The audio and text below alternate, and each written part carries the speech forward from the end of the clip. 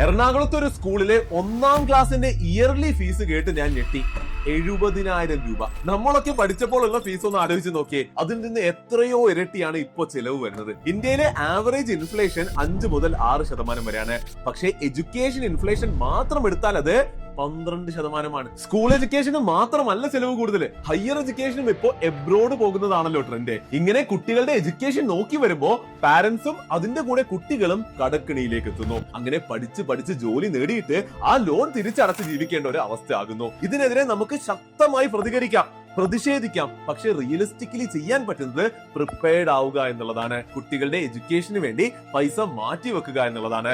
ഞാനൊരു പ്ലാൻ പറഞ്ഞു തരാം. കുട്ടിക്ക് 18ാം വയസ്സിൽ 1 കോടി രൂപ കൊടുക്കാൻ പറ്റുന്ന പ്ലാൻ. കുട്ടി ജനിക്കുമ്പോൾ തന്നെ ഹയർ എഡ്യൂക്കേഷന് വേണ്ടി ഒരു SIP, അതിനുവേണ്ടി മാത്രമായിട്ട് ഒരു SIP തുടങ്ങുക.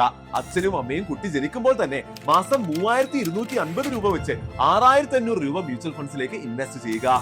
ഓരോ വർഷവും ഈ ഒരു എമൗണ്ട് 8% വെച്ച് കൂട്ടുക. ആവറേജ് 13% റിട്ടേൺസ് വെച്ച് കാൽക്കുലേറ്റ് ചെയ്താൽ കുട്ടിയുടെ 18ാമത്തെ പിറന്നാളിന് ഈ SIP 1 കോടി രൂപ ആകാൻ സാധ്യതയുണ്ട്. എല്ലാ ന്യൂ പാരന്റ്സിനും ഷെയർ ചെയ്ത് കൊടുത്തോ. അതിശക്തം.